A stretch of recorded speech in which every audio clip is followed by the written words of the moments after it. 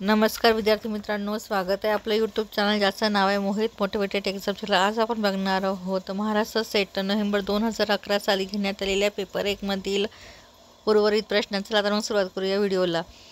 प्रश्न क्रमांक 42, न्यूनतम विक्री असलेल्या 3 देशांमधील एकत्रित विक्री हे एकूण विक्रीच्या किती टक्के आहे? पर्याय आहे ते 37.1, 40.0, 36.6, 35.1। तर याचं उत्तर आहे 35.1। 43 क्रमांकाचा प्रश्न, .tmp ही ट्रान्झिटिव्ह फाईल आहे, ट्रान्झिशनल फाईल आहे, टेम्पररी फाईल आहे, ट्रान्सफर फाईल आहे? तर याचा चूक उत्तर आहे पर्याय क्रमांक सी, टेम्पररी फाईल आहे। प्रश्न क्रमांक 44, ETH म्हणजे? पर्याय आहे उच्च शिक्षणासाठी संगणकाचा वापर, मुक्त शिक्षणासाठी इलेक्ट्रॉनिक तंत्रज्ञानाचा वापर, आंतरराष्ट्रीय शिक्षणासाठी उपग्रहांचा वापर, शालेय शिक्षणासाठी नभोवाणीचा वापर? तर याचा चूक उत्तर असणार आहे पर्याय क्रमांक ए, उच्च शिक्षणासाठी संगणकाचा वापर। त्यानंतर आहे प्रश्न क्रमांक 45, ट्विटरचा वापर साधारणपणे यासाठी केला जातो? पर्याय आहे तर गुप्त माहितीचे आदानप्रदान, इलेक्ट्रॉनिक मेल, आंतरव्यक्ती संज्ञापन, मोठ्या सामाजिक समूहाशी संज्ञापन?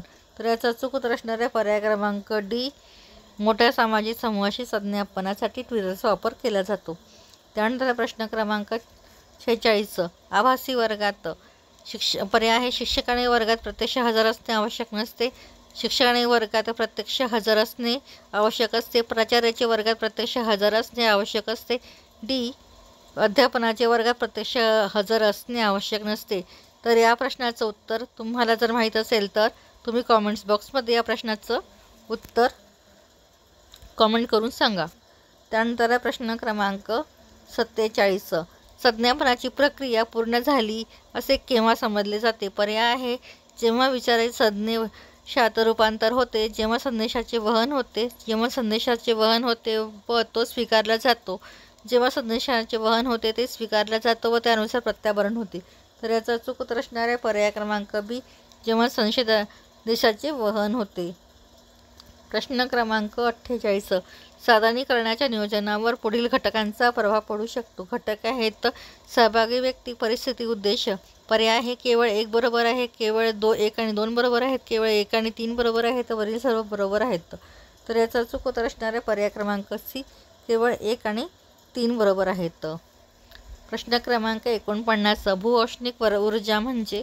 पर्याय आहे भूजलापासून निर्मित ऊर्जा, पृथ्वीच्या कवचातील उष्णतेपासून निर्मित ऊर्जा, सागरपृष्ठाखालून वाहणाऱ्या सागरी प्रवाहापासून मिळणारी ऊर्जा, कोळसापासून मिळणारी ऊर्जा? तर याचा चूक उत्तर असणार आहे पर्याय क्रमांक बी, पृथ्वीच्या कवचातील उष्णतेपासून निर्मित ऊर्जा। प्रश्न क्रमांक 50, हा वन्यजीव प्राणी 20व्या शतकाच्या मध्यात भारतातून नामशेष झाला? पर्याय आहे गंगेतील डॉल्फिन, महाकाय पांडा, 2 शिंगी भारतीय गेंडा, चिता? तर याचा चूक उत्तर असणार आहे पर्याय क्रमांक बी, महाकाय पांडा हा वन्यजीव 20व्या शतकाच्या मध्यात भारतातून नामशेष झाला। त्यानंतर आहे प्रश्न क्रमांक 51, जागतिक तापमानवृद्धी मुख्यतः कशामुळे होते? पर्याय आहेत कार्बद्वीपातील वायूच्या प्रमाणात वाढ, प्राणवायूच्या प्रमाणात वाढ, नेत्रवायूच्या प्रमाणात वाढ, ओझोन वायूच्या प्रमाणात घट? तर याचा चूक उत्तर असणार आहे पर्याय क्रमांक ए, कार्बद्वीपातील वायूच्या प्रमाणात वाढ झाल्यामुळे जागतिक तापमानात वृद्धी होते। त्यानंतर प्रश्न क्रमांक 52, बॅरोमीटर कशाचे मापन करण्याचे वापर आहेत? पर्याय आहे वाऱ्याचा वेग, शरीराचे तापमान, रक्तदाब, वातावरणीय दाब? तर याचा चूक उत्तर असणार आहे पर्याय क्रमांक डी, वातावरणीय दाब मोजण्यासाठी बॅरोमीटरचा वापर केला जातो। या पुढील प्रश्न आपण पुढील भागात घेऊ। व्हिडिओ आवडल्यास व्हिडिओला लाईक करा, शेअर करा, कमेंट्स करा आणि चॅनलला सबस्क्राईब करायला विसरू नका।